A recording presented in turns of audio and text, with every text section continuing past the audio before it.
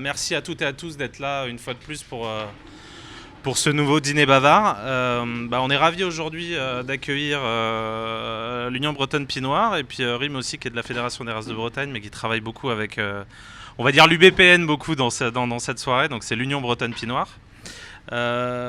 Notre engagement ici au Résistant en faveur des races locales, il date depuis le début, il est un peu inhérent à notre démarche. C'est un sujet qui pour nous est fondamental, un sujet de réflexion hyper intéressant pour nous aussi en restauration et puis en cuisine. Ça nous a permis aussi de faire de magnifiques rencontres comme celle avec la ferme des 7 chemins. Là, il y a Hervé qui est là au milieu, qui est un des associés de la ferme. Et voilà, donc pour nous c'était hyper important d'aborder ce sujet sous tous ses angles et que vous compreniez et que vous en sachiez un peu plus sur l'importance de défendre une race comme la Bretonne Pinot Noir et surtout comment on la valorise et comment on fait pour soutenir des démarches comme celle de ces fermes.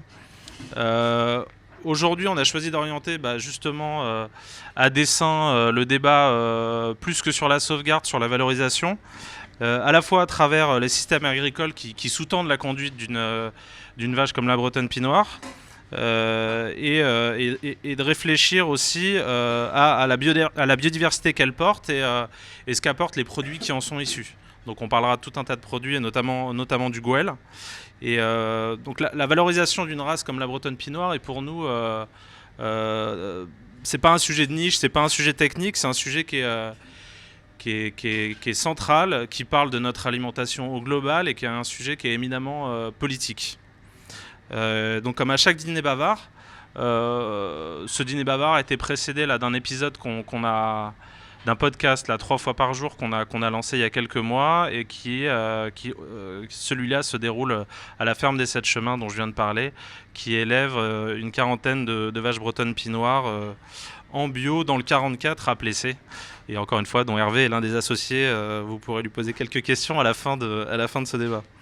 Et évidemment, je voudrais remercier nos 3 invités et l'association l'Union Bretonne Pinot Noir et puis Rim de la Fédération des races de Bretagne de nous avoir fait confiance pour organiser cette soirée, à la fois à travers ce débat et puis le dîner qui va avoir lieu après. Voilà. On va commencer, je vais vous demander tous les 3 de vous présenter, et à la fois vous et puis le contexte un peu dans lequel vous travaillez, de votre ferme. Bonjour, du coup moi je m'appelle Violaine Auchan, je suis installée sur l'île d'Ar, qui est une île au large de Vannes dans le golfe du Morbihan avec mon mari, et j'ai maintenant 2 associés. Du coup on a été installés suite à une volonté de la commune de lutter contre l'enfrichement, et aujourd'hui on est 4 à vivre avec 27 vaches et on vend la majorité de nos produits sur l'île. Donc lait et viande, et un petit peu maintenant en Biocoop autour de Vannes. Et je suis par ailleurs à l'UBPN depuis que je suis installée, et maintenant coprésidente avec Philippe qui est dans la salle. Voilà. Bonsoir, Boris Pierre. Donc, moi je suis secrétaire de l'Union Bretonne Pinot Noir. Je suis installé depuis 2007. J'ai acheté mes premières vaches en 2007. Je suis au sud de Nantes.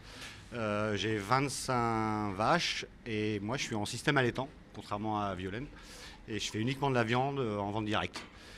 Qu'est-ce que je voulais dire d'autre? Je ne sais plus.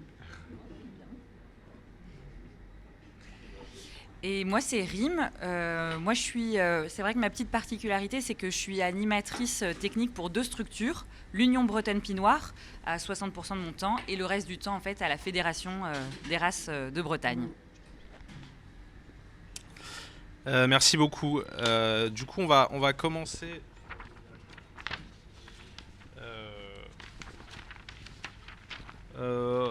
par essayer de dresser un peu un panorama du sujet.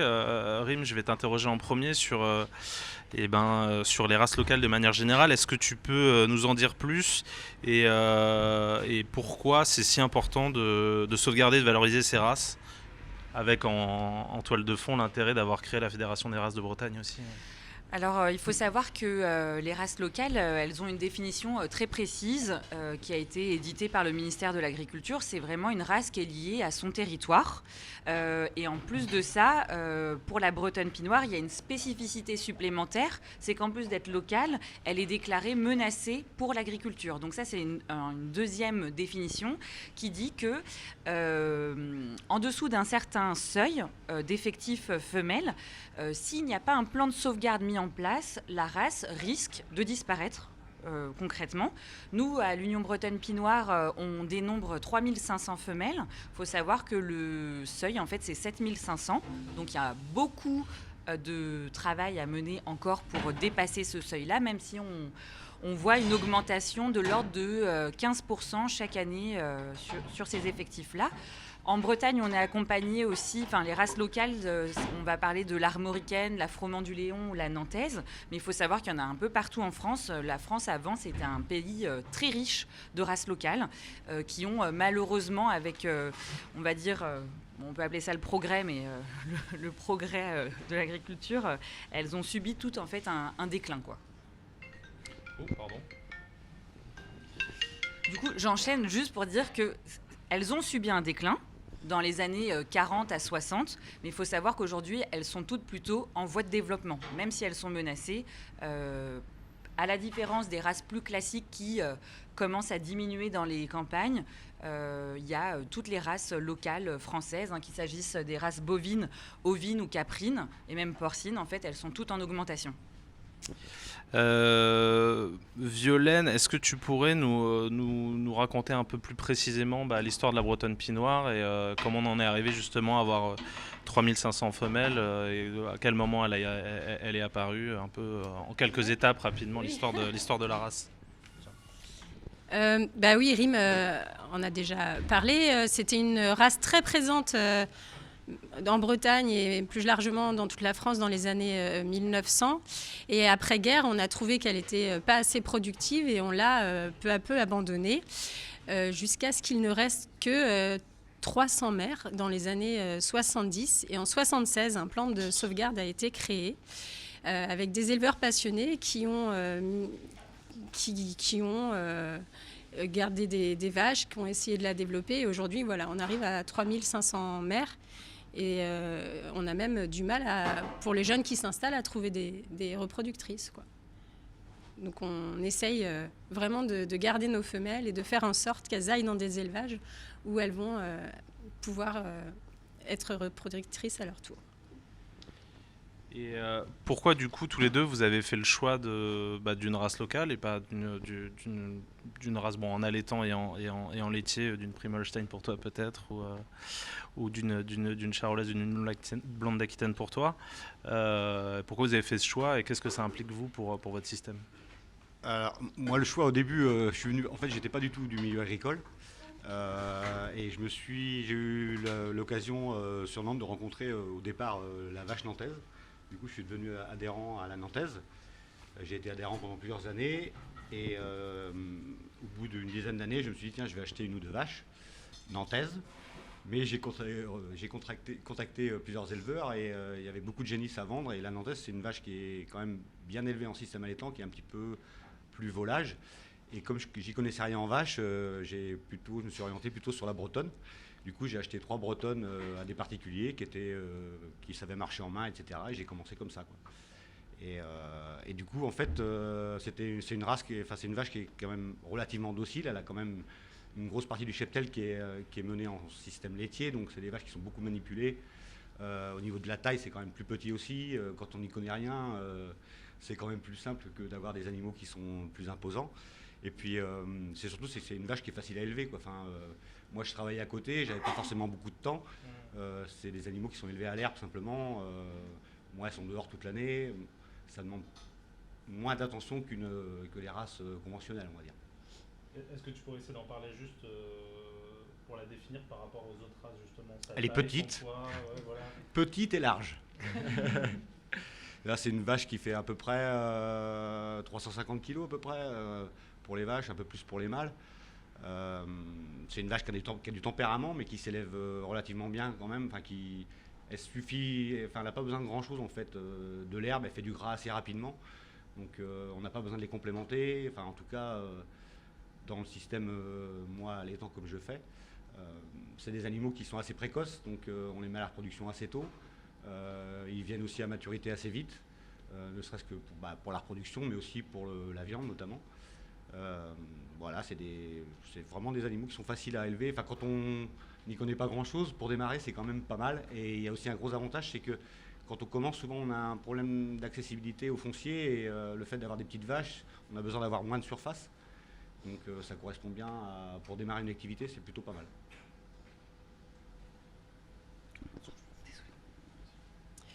Nous, du coup, on s'est installés, moi, mes parents avaient des brunes des Alpes. On n'avait pas vraiment d'a priori sur les races, mais arrivé sur l'île, donc on était sur un territoire en friche, où le plein air intégral était imposé. Donc nous, elles sont dehors toute l'année. Et assez vite, on s'est rendu compte que la pinoire, elle se contentait très bien de l'herbe maigre qu'il y avait sur place. Donc elle donne pas beaucoup de lait, mais elle garde son état. Franchement, c'est des jolies bêtes, même avec un fourrage de médiocre qualité. Et donc, assez vite, on avait d'autres vaches, et assez vite, on s'est vraiment tourné vers la pinoire. Pour cette raison-là, chez nous, il nous faut une vache tout-terrain. Et vraiment, la pinoire nous a convaincus. Voilà. Et du coup, comment ça a influencé, notamment pour toi, en système laitier, où de fait, elle fait aussi moins de lait qu'une autre race, comme une Montbéliarde ou une Prémolstein et tout. Comment ça a influencé la construction du système que vous avez fait ? Nous, c'est encore une fois un peu particulier. On est parti de 7 vaches. Le système s'est monté petit à petit. Et c'est un peu comme le fait d'être sur une île. Ça induit que on produit nous-mêmes notre fourrage. On essaye d'en acheter le moins possible. Et on vend tout sur l'île. On essaye de sortir le moins possible. Donc, peu de charges et forte valeur ajoutée parce qu'on a une clientèle quand même touristique. Du coup, la pinoire a son sens là-dedans, quoi. Il y a aussi je pense que la plupart des éleveurs en Bretonne aussi, on n'adapte pas la vache au système, c'est le système qui est mis en place en fonction de la Bretonne. Souvent, c'est un parcellaire qui est limité, des parcelles qui sont pas forcément hyper riches, et du coup, le système souvent il est mis en place à partir de la Bretonne et de ses qualités en fait. Et du coup, ça induit quoi comme type de système ? Souvent en agriculture biologique, souvent en système herbe Alors déjà, c'est presque impossible de résumer c'est quoi les systèmes, parce que ce qui est génial avec la Bretonne pinoire, c'est qu'elle n'a pas bénéficié de tout l'appui technique que toutes les autres races classiques ont eu pendant plusieurs années. Moi, je donne toujours un exemple. On a un éleveur laitier en monotraite, il traite ses vaches à 14 heures. Si vous dites ça à quelqu'un d'autre dans le milieu agricole, il va dire c'est impossible. Et en fait, personne ne lui a dit que c'était impossible, donc il a réussi à le faire, quoi. Donc il y a une multitude de systèmes. Après, si on voulait quand même un peu résumer, on va dire autour de 65 à 75% en agriculture bio, mais pas uniquement. On a quand même pas mal d'éleveurs qui s'affranchissent de ce tampon-là, parce qu'avec la vente directe, c'est possible de communiquer auprès de leurs clients. Mais en grande majorité en agriculture bio, sur des petites surfaces. Alors après, les surfaces, elles vont dépendre aussi du nombre de personnes qui vivent via cet atelier ou les ateliers qui sont ajoutés. Parce que souvent, on est sur des fermes avec différents ateliers. Le couplage polyculture-élevage peut exister. En système laitier, souvent, c'est à peu près une quinzaine de vaches par personne. En système allaitant, on est entre 10 et 20 mères par personne en général. Tout le monde fait du circuit court, en fait, transformation à la ferme pour le lait, circuit court, voilà. Est-ce que tu peux le positionner toujours en regard avec un système plus classique laitier ou allaitant ? Le système, en fait, j'ai un peu perdu les références au fur et à mesure en système classique, mais je dirais en Bretagne, moi, mes références, c'était à peu près 80 vaches laitières, notamment en moyenne. Par personne. Par ferme. Par- Donc Ouais. après, il y a un peu de fermes individuelles. Il y en a, alors, ouais, celles qui sont en association, il y a quand même plus que 80 vaches, je pense. Et après, en surface, on est sur, oui, je dirais entre 70 et 100 hectares sur les fermes, enfin la majorité des fermes. Et puis du coup, circuit long, donc la laiterie qui vient à la ferme collecter le lait tous les 2 jours. Voilà. Et du coup, toi qui as une vue globale aussi sur ces systèmes et sur la Bretonne Pinoire, comment les personnes qui portent ces systèmes en vivent globalement, que ce soit économiquement ou socialement? Est-ce qu'il y a des particularités aussi Ouais, moi je suis arrivée en fait à la Fédération des races de Bretagne et à l'Union Bretonne Pinoire. C'était en stage de fin d'études et justement c'était la question. C'était est-ce que c'est des élevages viables? Parce que tout le monde agricole à chaque fois nous disait ah mais c'est du ils sont en train de bouiner un peu dans leur truc et on voulait leur prouver que non en fait même sur des petites surfaces avec peu de vaches on peut s'en sortir. Donc on a fait une étude économique, une étude sociale et aussi environnementale. On s'est notamment aidé en fait de la charte de l'agriculture paysanne qui développe sous différents thème qu'est-ce qu'une ferme viable.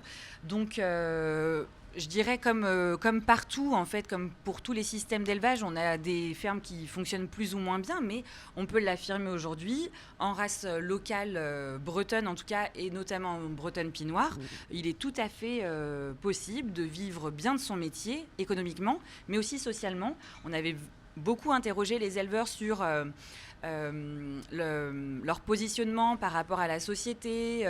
Est-ce qu'ils sortaient sur leur ferme? Est-ce qu'ils s'investissaient dans des associations? On a la réponse aujourd'hui. Autour de nous, il y a à peu près une vingtaine de personnes qui se sont mobilisées pour venir au Salon de l'Agriculture, mais aussi pour porter ces systèmes agricoles bienfaisants. Et donc voilà, ils sont je pense qu'il y a pas beaucoup de mal-être agricole en Bretonne Pinoire. Je pense qu'ils sont assez fiers de ce qu'ils font et il y a la reconnaissance aussi du client en direct. Donc ça, c'est sur la partie sociale. Et puis après, sur la partie environnementale, on a prouvé via des études, effectivement, qu'environnementalement, c'était des fermes qui étaient bonnes, en tout cas, voire même plus que bonnes, parce que notamment en système allaitant, on a des fermes qui arrivent à capter plus de gaz à effet de serre qu'elles n'en émettent en maintenant des haies, des prairies permanentes. Et ça, c'est assez exceptionnel. Et vous, du coup, comment vous le vivez, votre système Par rapport à... Socialement, ouais, à l'environnement, même socialement, même... Oui, c'est ça. C'est ce qu'on disait. Il n'y a pas que l'empreinte carbone. Il y a aussi tout le reste autour. Et nous, ça a permis de ramener des gens sur notre territoire. On est 4 à travailler ensemble, c'est dynamique. Et en face, effectivement, on a des clients qui sont vraiment fidèles. Et c'est les premières personnes qui nous permettent d'être là aujourd'hui. C'est nos clients qui nous sont fidèles depuis le début. Et non, on est très contents de faire ce qu'on fait. Boris? Socialement, c'est vrai qu'on... Le principe de la vente directe, ça permet quand même d'être en direct avec le consommateur. Donc je pense que tous les systèmes en Bretonne, la plupart des gens font de la vente directe. Donc on a quand même ce rapport avec les gens. Quand on propose un produit, les gens le goûtent, ils reviennent, on peut discuter. Donc, il y a aussi toute la notion de... on fait travailler des bouchers ou des restaurateurs ou des ateliers de découpe. Donc ça crée aussi quand même de la main-d'œuvre. Donc ça crée des emplois, c'est quand même important. Et... c'est plutôt, ça permet un dialogue avec les gens, quoi. Donc ça, c'est plutôt socialement, c'est plutôt intéressant. Ouais.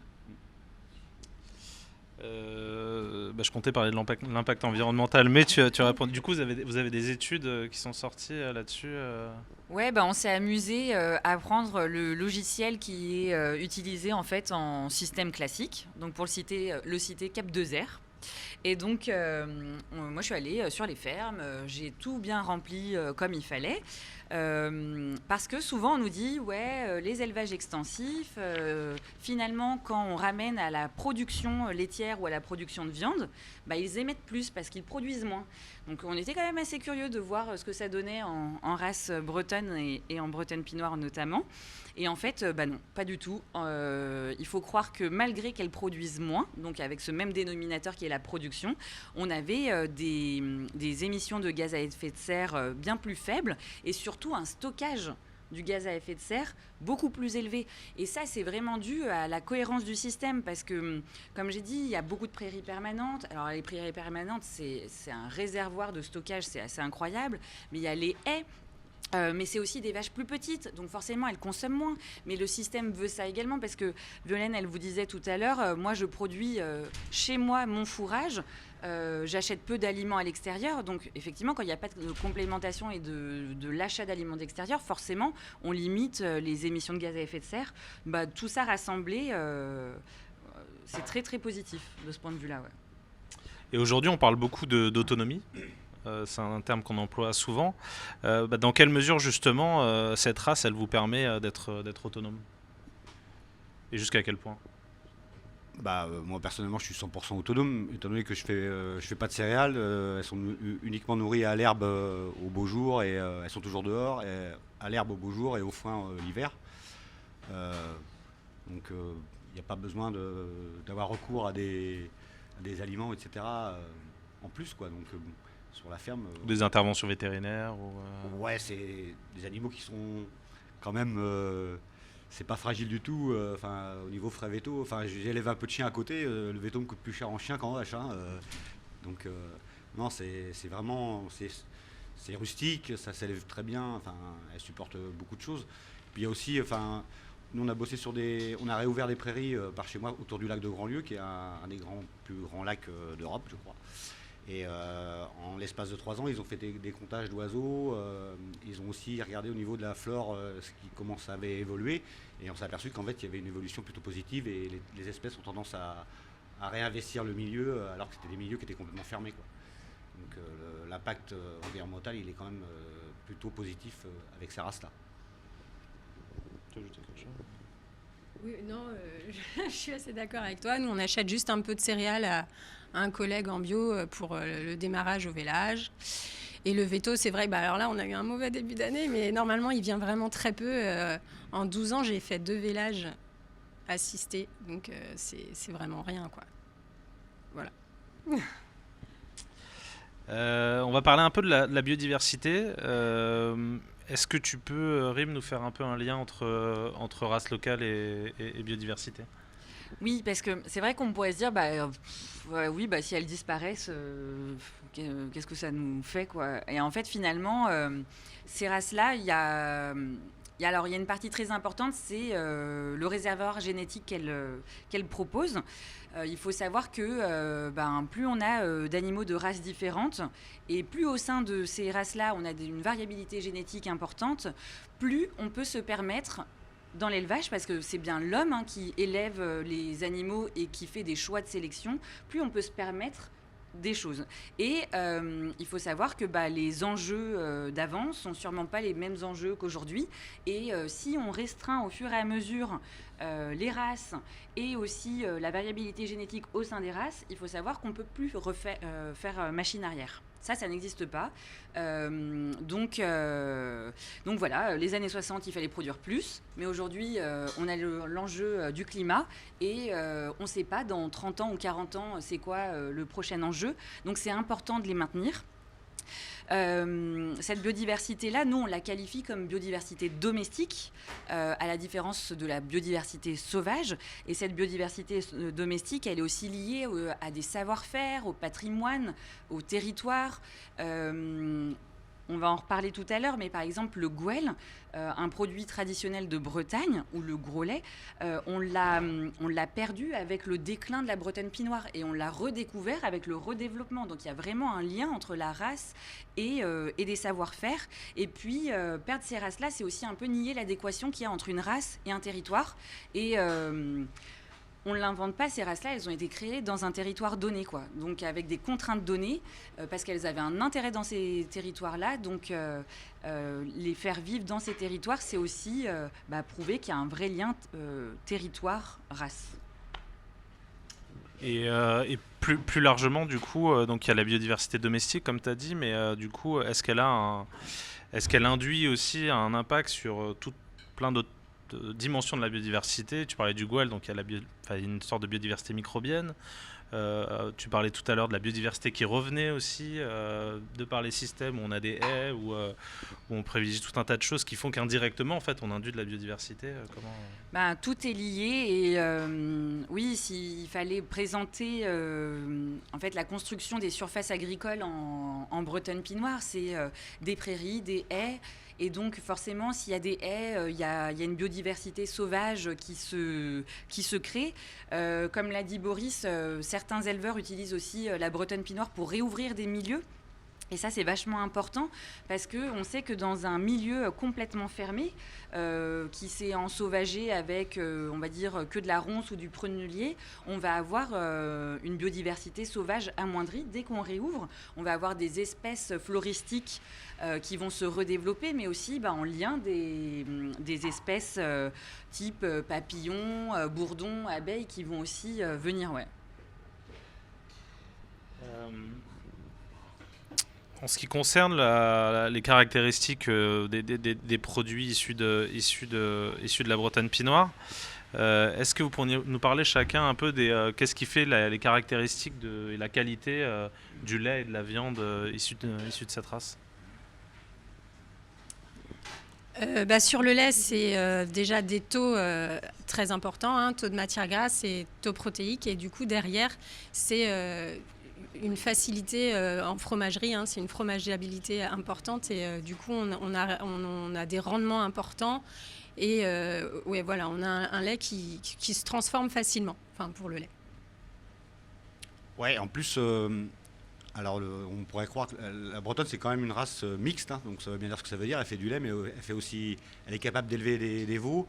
En race conventionnelle, la sélection a été faite notamment en viande, pour avoir des animaux de plus en plus massifs, avec plus de muscles. Mais ils ont laissé un peu tomber les qualités maternelles. Et nous, en Bretonne, on a quand même des vaches qui font du lait, quoi. Et pour faire des veaux, pour élever des veaux, il faut vraiment des vaches qui fassent du lait et qui aient des qualités maternelles, quoi. Donc ça, c'est super important. C'est une chose qu'on veut vraiment garder au sein de la Bretonne, c'est qu'on veut continuer à avoir des vaches qui font du lait et pas forcément se baser uniquement sur la conformation, c'est plutôt secondaire. Et après aussi, pour parler de la biodiversité, pour revenir un peu à ça, c'est que je pense qu'il y a une biodiversité aussi au niveau des éleveurs de Bretonne, parce que comme le disait Rim tout à l'heure, il y a autant de systèmes d'élevage que d'éleveurs pratiquement. Donc ça, c'est aussi important, parce qu'on évite d'aller dans une seule direction et on garde la possibilité d'avoir plusieurs systèmes qui pourront un jour s'adapter ou aller vers autre chose, en tout cas essayer des nouvelles choses, quoi. Et sur la qualité de la viande. Et la qualité de la viande, comme c'est une vache qui est toujours ronde, qui profite bien, ça fait des animaux qui sont assez précoces, qui viennent assez rapidement, mais qui prennent du gras avec de l'herbe simplement. Donc, notamment du gras de couverture, mais aussi un persillé, et c'est ce qui donne du goût à la viande, quoi. Donc ça, c'est plutôt pas mal. Et j'ai une question qui me vient en lien avec ça et en lien avec la qualité. Comment toi tu fais en vente directe au niveau abattage pour faire en sorte que la viande puisse ressuyer? Est-ce que tu as des gens qui t'aident dans ce... Alors, on a un souci avec les ateliers de découpe, c'est que et les abattoirs, ils veulent pas garder les carcasses, ça les intéresse pas, il faut que ça arrive et que ça reparte aussitôt. Donc on essaye de mettre au moins une dizaine, 10-12 jours, mais c'est toujours compliqué parce qu'ils veulent vraiment pas garder les carcasses à ressuyer. Donc ça, c'est toujours un souci. Et la tendance pour les ateliers de découpe, elle va pas non plus, il n'y en a pas tant que ça qui s'ouvrent. Donc il faudrait qu'on ait un peu plus d'ateliers qui bossent avec lesquels on puisse travailler. Mais après, on travaille aussi avec des bouchers qui peuvent eux garder les carcasses et les mettre à ressuyer et les proposer après à la vente une fois qu'elles sont bien arrivées à maturité, quoi.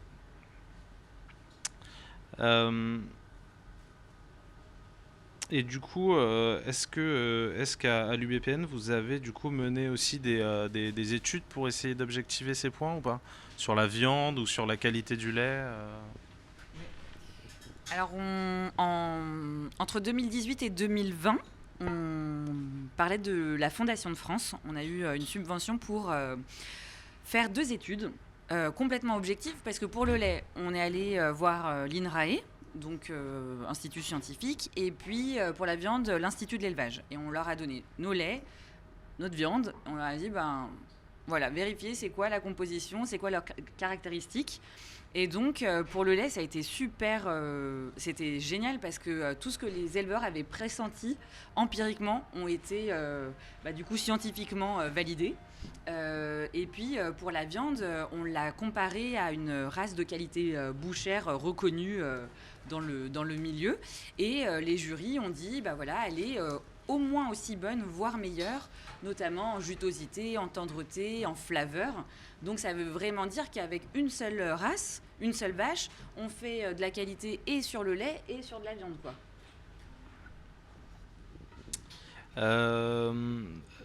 Je voulais parler aussi, on a commencé à l'aborder, mais d'un produit qui est hyper important pour la race, mais également pour la valorisation en système laitier, c'est le Gouel.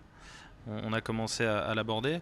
Pourquoi ce produit est important justement en termes de valorisation, mais également dans la construction d'un système en Bretonne Pinard, système laitier du coup.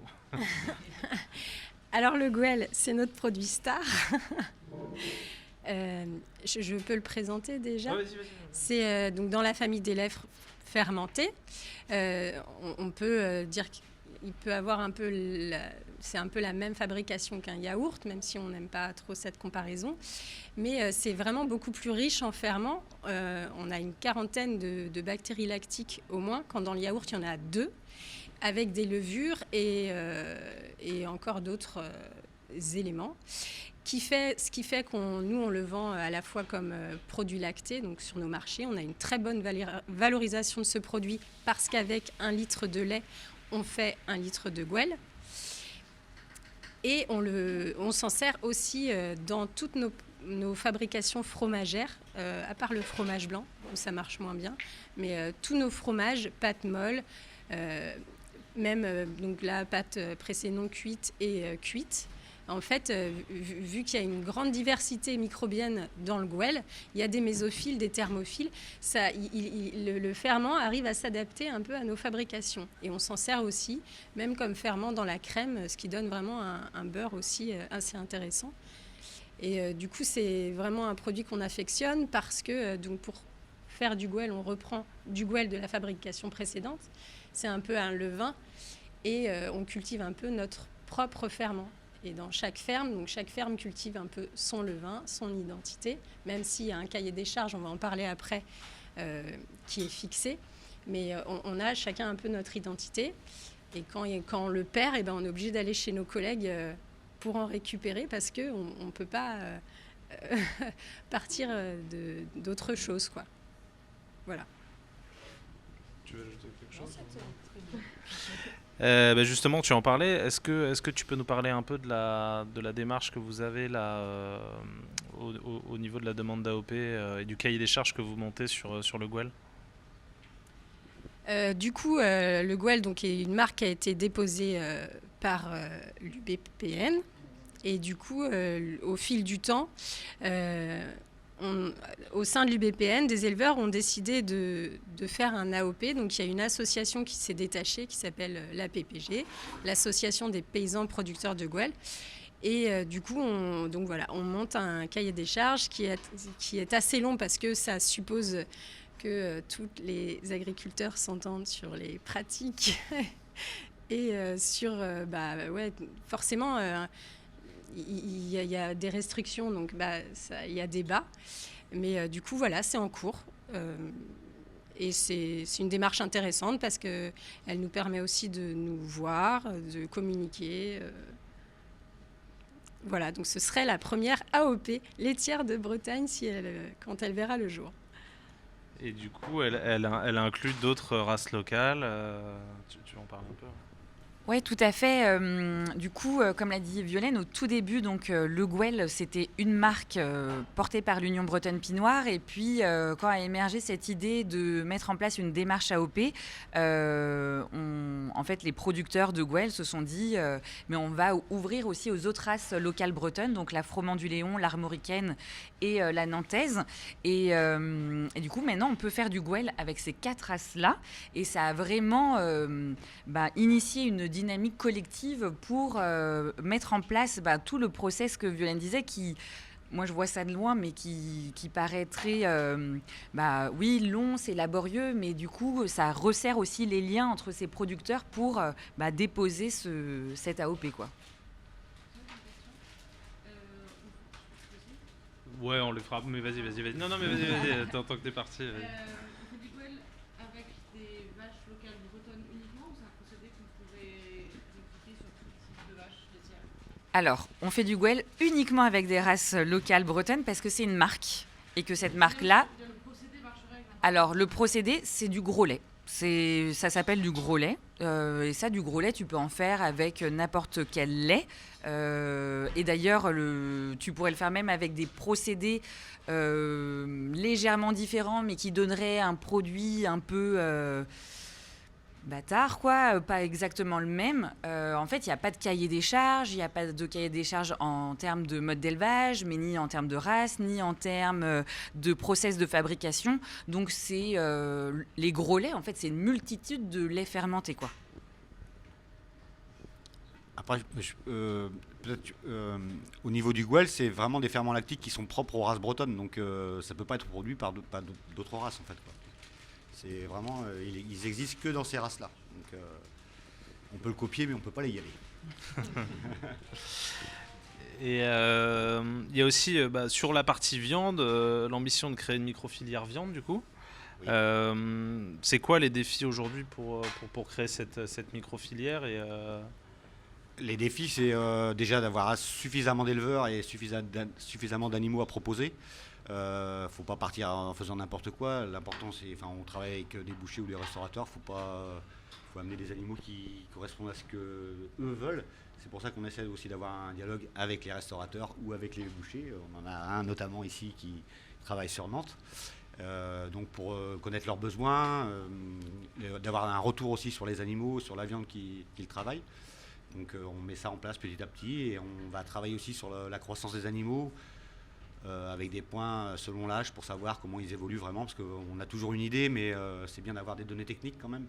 Même si je pense qu'en éleveur de Bretonne, on n'est pas forcément très enclin à avoir beaucoup de choses techniques, mais on travaille un peu comme ça à l'oreille, on va dire. Mais c'est important quand même d'avoir des références, notamment pour les jeunes qui veulent s'installer, quoi. Donc, et ça concerne uniquement des bœufs ou des génisses, des vaches ça peut concerner des vaches de réforme aussi. Ça peut être des vaches de réforme. Pour l'instant, on est parti sur des bœufs et sur des veaux. On va rester là-dessus pour l'instant et travailler là-dessus, quoi. Ouais. Et vous êtes combien aujourd'hui à travailler sur ce projet ? On a une commission viande, on est 6 ou 7 éleveurs. Ouais. Et du coup, ouais, ça dans le même sujet. Et notre ami Boucher pourra aussi répondre. Mais comment vous travaillez justement avec les artisans comme les bouchers ou comme les restaurateurs pour justement sur les caractéristiques des bêtes que vous élevez. En fait, on commence à le faire un petit peu chacun de notre côté. Justement, on aimerait bien avoir un maximum d'informations et pouvoir aussi structurer tout ça. Mais c'est vrai que c'est pas évident déjà au niveau en termes d'animaux à proposer, parce qu'on fait tous de la vente directe. Et on a souvent du mal à fournir des animaux pour nos clients en direct. Alors on essaye d'en mettre un peu chez des bouchers ou chez des restaurateurs, mais c'est pas évident parce que les gens nous réclament aussi en direct. Donc il faut trouver le juste équilibre et c'est pour ça qu'on a besoin aussi qu'il y ait des jeunes éleveurs qui s'installent, et notamment en viande, parce qu'en lait il y en a déjà pas mal, même si on a la moitié du troupeau qui est en lait et l'autre qui est en viande. Mais il faut absolument qu'on travaille là-dessus, sur cette filière, et qu'on travaille en bonne entente avec les restaurateurs et les bouchers, quoi. Et du coup, c'est quoi les défis que vous avez aujourd'hui en vente directe, que ce soit en laitier ou en allaitant Quels sont les petits... On parlait de l'abattage tout à l'heure, du ressuyage et tout. Est-ce qu'il y a d'autres défis qui s'amènent à vous et qui font que le système pourrait s'améliorer aussi Je pense que le défi premier, c'est d'installer des jeunes, d'installer des gens en Bretonne. Parce que la plupart, tous les éleveurs ont du mal à fournir, donc il faut qu'on ait. Je pense pas que la vocation des éleveurs, ils ont envie d'avoir des troupeaux très importants, de grossir de plus en plus. L'idéal serait plutôt d'avoir plusieurs fermes plutôt que d'avoir une grosse ferme qui fasse énormément d'animaux, quoi. Donc c'est plutôt ça le défi. Moi, je pense qu'il y a un vrai défi quand même de gestion et de temps. Parce que la commercialisation en circuit court et notamment en vente directe en viande, moi je le vois de l'extérieur, c'est en gestion, en temps, c'est chronophage. Et la mise en place d'une micro-filière est un lien plus direct avec, en tout cas, un lien formalisé au travers d'une micro-filière avec les bouchers et les restaurateurs. Ça permettrait vraiment d'optimiser, je pense, le temps de travail sur la commercialisation des éleveurs. En système laitier aussi, on a souvent les veaux mâles. Ça permettrait aussi de valoriser les veaux mâles en système laitier d'une meilleure façon, en fait.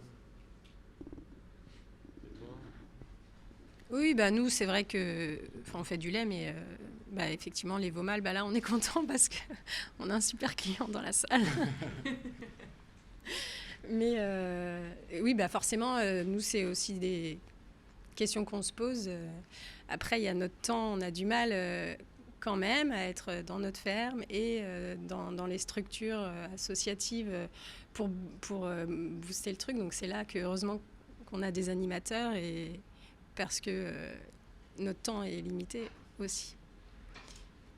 Et sur la valorisation de tous les produits que vous faites, vous n'avez pas de sujet de produits, disons, à plus faible marge que les gens veulent beaucoup et d'autres que vous avez plus de mal à... le mix de ce que vous vendez qui n'est pas forcément idéal ou qui pourrait être mieux ou il n'y a pas de sujet là-dessus. Et à la fois aussi sur la valorisation des vaches de réforme, des veaux mâles ou je ne sais pas si vous avez des cochons mais... Oui, on a des cochons. Nous, il faut qu'on vive à 4 avec 27 vaches. Alors on valorise, on fait tout ce qu'on peut et on a une grande diversité de produits qui passent... on fait la crèmerie, le beurre, crème fraîche, on fait de la glace. On fait 3 types de fromage et puis on fait fromage blanc, on fait évidemment du gouel. On fait tout ce qu'on peut faire avec du lait. Et je dirais que nos défis, c'est déjà de continuer de nous former. C'est ce qu'on fait à l'UBPN. Il y a des formations fromage pour nous améliorer dans nos produits. Et puis de nous consolider et évidemment d'aider l'installation. Voilà, parce que c'est un système auquel on croit. Donc forcément, on a envie de le faire, de le faire progresser. Et du coup, comme on le disait, la Bretagne n'est pas vraiment connue pour ses fromages à la base. Est-ce que avec le Gouel et la Bretonne Pinoire, on assiste potentiellement à la création d'une culture locale dans le sujet qui pourrait aboutir à un moment donné à des fromages qui ont une telle typicité qu'on puisse leur donner une reconnaissance à l'instar du Gouel, quoi.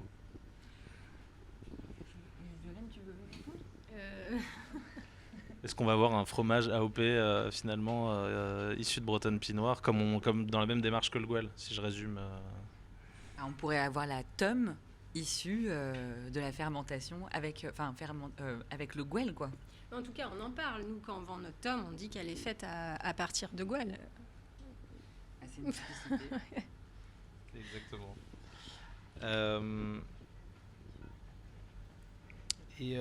Comment... dernière petite question. Ou deux dernières questions. Comment des associations comme les vôtres, elles arrivent à naviguer dans une région comme la Bretagne, qui est quand même le plus gros bassin agro-industriel européen, avec tout un tas de forces contraires. Comment vous faites pour naviguer dans ce contexte ? Je veux bien commencer. On est aidé par les pouvoirs, on va dire, politiques, mais on n'est quand même pas beaucoup aidé. Il y a une partie des finances, notamment de l'Union Bretonne Pinoire, qui viennent de la région Bretagne ou de la région Pays de Loire, mais fondamentalement, on n'est vraiment pas aidé quand même sur les actions qu'on veut mettre en place, dès qu'on veut faire quelque chose d'un peu différent. Ouais, ça freine quand même pas mal. Mais alors, comment on fait ? C'est les éleveurs. Sincèrement, c'est les éleveurs, leur dynamisme, je dirais presque leur entêtement. Je pense qu'ils sont convaincus par ce qu'ils font. Donc, ça égrène. Ils sont convaincus, ils en parlent à quelqu'un d'autre, et lui devient convaincu, et ainsi de suite. Et je pense que la force par le bas, c'est bien. Ouais, on est regroupé au sein des races, des petites races en fait, qu'elles soient ovines, bovines, porcines. Il y a quand même la Fédération des races de Bretagne, il y a le Crapal au niveau des Pays de Loire, il y a le Crégène, il y a des organismes qui regroupent toutes les races locales, anciennes on va dire. Et donc il y a quand même des éleveurs de toutes les races qui se fédèrent quand même. Ça permet, comme le salon, ça permet de rencontrer les éleveurs d'autres races. Ça crée quand même une certaine émulation. On se tire pas la bourre entre races, mais chacun trouve que sa race est meilleure que l'autre. Mais ouais, c'est surtout un métier de passionné, donc chacun y fait son petit apport, et puis ça avance. Parfois pas aussi vite qu'on voudrait, mais des fois c'est peut-être pas plus mal d'aller pas trop vite et de valider toutes les choses. Et la dernière question, ce serait qu'aujourd'hui, disons, la parole dominante, c'est de parler d'innovation à tort et à travers dans le métier de l'agriculture. On essaie de vendre de la technologie dans tous les sens, en faisant croire que c'est l'avenir et ce qu'il y a devant en agriculture. Est-ce que vous considérez que votre démarche, elle est, c'est volontairement provocateur, hein, mais elle est une manière de s'accrocher au passé, ou justement elle est porteuse d'avenir ? On en parlait en venant tout à l'heure. En fait, on est considéré race à faible effectif, avec des animaux où il faut faire attention à la consanguinité pour garder vraiment un éventail le plus large possible de type, et pas aller vers une orientation bien spécifique. Et contrairement à ce qu'on pourrait croire, on a des effectifs qui sont assez faibles, mais par contre on a une grosse variabilité génétique, contrairement aux races conventionnelles qui ont été hyper sélectionnées. Et on s'aperçoit qu'en fait, à force de faire de la sélection, ils ont souvent utilisé les mêmes animaux, et en fait ils ont très peu de variabilité génétique. Ils ont pratiquement moins que nos races à nous. Donc je suis pas sûr que le modernisme il soit chez eux, mais il est plutôt chez nous en fait, quoi. Pour s'adapter, en tout cas, on sera plus apte à s'adapter qu'eux. Nous, du coup, nos associés, là, donc c'est des ingénieurs qui ont choisi de ne pas faire des boulots d'ingénieurs et de s'installer en agriculture. Je ne pense pas qu'ils étaient à la recherche de choses techniques, robotiques, numériques. Là, c'est les trois piliers, a priori, de l'avenir de l'agriculture.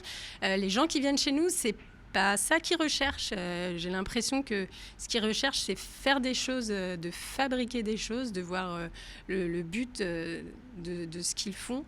Et je crois qu'en ce sens, notre système répond vraiment aux attentes, en tout cas des gens qui veulent s'installer. Nous, dans notre ferme, on n'a aucun mal à avoir des stagiaires. Enfin, vraiment, les gens veulent venir fabriquer chez nous. Ils veulent passer du temps en fromagerie. Ils veulent passer du temps avec les vaches. Et je pense qu'on répond à ce défi-là. Enfin, j'ai l'impression que les gens veulent quand même continuer à fabriquer par eux-mêmes et pas à tout laisser à des robots. Enfin, moi, j'ai l'impression de ça, en tout cas. Maureen, tu as ajouté quelque chose ? Okay. Et merci beaucoup. Et puis du coup, on va passer à vos questions.